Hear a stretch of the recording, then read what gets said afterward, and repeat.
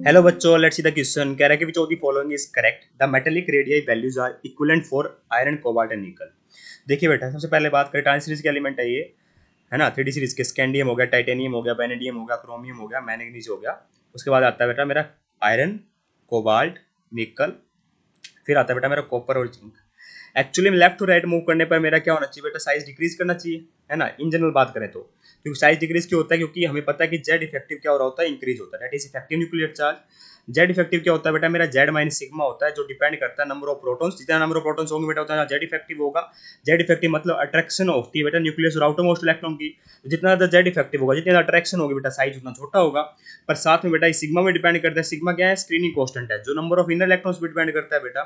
तो देखिए स्कैंडियम से अगर आप लेफ्ट राइट मूव करोगे, स्कैंडियम जिस तरफ जाते जाओगे, तो आप क्या देखोगे बेटा कि मेरा साइज डिक्रीज हो रहा है, जैसा होना चाहिए था। क्योंकि मेरे नंबर ऑफ प्रोटॉन्स बढ़ रहे हैं, साथ साथ में नंबर ऑफ इलेक्ट्रॉन्स भी बढ़ रहे हैं, बात सही है। पर नंबर ऑफ प्रोटॉन्स बढ़ने का प्रभाव ज्यादा है। पर जैसे ही आप बेटा Fe कोबाल्ट और निकल के केस में देखते हो, तो यहाँ पे देखिए, यहाँ तक क्या है बेटा, मेरे सारे इलेक्ट्रॉन अनपेयर्ड है, ठीक है। पर इसमें क्या हो जाता है, मेरे इलेक्ट्रॉन की बेटा पेयरिंग होनी स्टार्ट हो जाती है। तो 1 2 3 4 5 और ये छठा इलेक्ट्रॉन, पेयरिंग होने की वजह से क्या होता है बेटा मेरा, देखिए अब यहाँ पे पेयरिंग होनी स्टार्ट हो गई। कोबाल्ट में तो दो इलेक्ट्रॉन पेयर्ड होंगे, ठीक है। और यहाँ पे क्या होंगे, जैसे मतलब अभी क्या है बेटा, पहला ऑर्बिटल के अंदर इलेक्ट्रॉन पेयर्ड है, इसमें दूसरे के अंदर भी होंगे, इसमें तीसरे के अंदर भी होंगे, निकल के अंदर।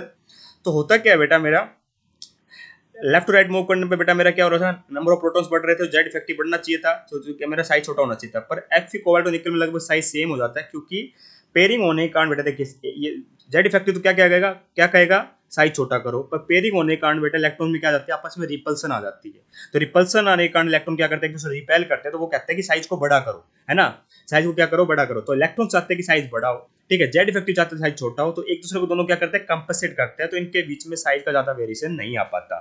तो जो Fe होता है बेटा मेरा, कोबाल्ट होता है, निकल होता है, इन दो फैक्टर के कारण लगभग साइज क्या रहता है बेटा मेरा, बराबर बराबर आ जाता है। इसका मतलब बिल्कुल सही लिखा हुआ है स्टेटमेंट हमारा, इसलिए मैं इसको टिक, अच्छा हमसे सही करेक्ट पूछा गया था क्या, तो इसको मैं टिक करूंगा बेटा, है ना। करेक्ट बात पूछी गई थी हमसे। अब बात करें बेटा सेकंड स्टेटमेंट की। कहता है कि across the first transition series density of the metal increases and then decreases at zinc. तो ये बात बेटा बिल्कुल सही है। स्कैंडियम से लेके बेटा कॉपर तक मेरी डेंसिटी परफेक्टली इंक्रीज हो रही होती है। एक्चुअली में जो एटॉमिक, देखिए डेंसिटी क्या है, mass upon volume, mass upon volume, है ना। हमें पता है कि लेफ्ट टू राइट मूव करने में बेटा मेरा मास तो बढ़ता ही जा रहा है, ठीक है। और जो वॉल्यूम है बेटा वो डिक्रीज होती है, ठीक है। जो एटॉमिक वॉल्यूम वॉल्यूम होते हैं ट्रांजिशन एलिमेंट्स के, वो कम होती है as compare to the elements of group 1 and 2, ठीक है। इस बात का अपने को ध्यान रखना। जो डेंसिटी होती है बेटा ट्रांजिशन मेटल की, हाई होती है, ठीक है। और लेफ्ट टू राइट मूव करने पर बेटा मेरी लगभग वो डेंसिटी क्या होती है मेरी, इंक्रीज करती है, क्योंकि एटॉमिक वॉल्यूम मेरी क्या हो रही होती है, डिक्रीज कर रही होती है। पर जिंक में जाके क्या दिक्कत आती है बेटा मेरी, जिंक में जाके बेटा एक तो मेरी एटॉमिक वॉल्यूम इंक्रीज हो जाती है, दूसरी बेटा इनकी पैकिंग एफिशिएंसी की वजह से होता है ऐसा, कि जो कॉपर है बेटा उसकी पैकिंग एफिशिएंसी बेटा मेरी सीसीपी टाइप होती है, पर जिंक की बेटा मेरी हेक्सागोनल क्लोज पैकिंग होती है, ठीक है। तो इस कारण से बेटा मेरा जो डेंसिटी होती है बेटा मेरी मेटल की इंक्रीज हो करती है, पर जिंक की जाके डिक्रीज कर जाती है, ध्यान रखना बेटा, ठीक है। जिंक की जाके क्या कर जाती है बेटा मेरी, डिक्रीज कर रही होती है। तो इनके पैकिंग स्ट्रक्चर में फर्क आने के कारण वैसा ऐसा होता है, ठीक है। तो इसका मतलब मैं क्या कहूंगा, स्टेटमेंट हमारी बिल्कुल करेक्ट लिखी हुई है। थर्ड कहता है कि द ई नोट वैल्यू, ये क्या बेटा, ई नोट क्या मतलब, रिडक्शन पोटेंशियल दे रखा है M+2 से M का। कॉपर का बेटा पॉजिटिव होता है, बात सही है बेटा। कॉपर का क्या होता है बेटा मेरा, पॉजिटिव होता है, और अदर एलिमेंट्स के कंपैरिजन में, ठीक है। इस बात का अपने को ध्यान यहाँ पर रखना है।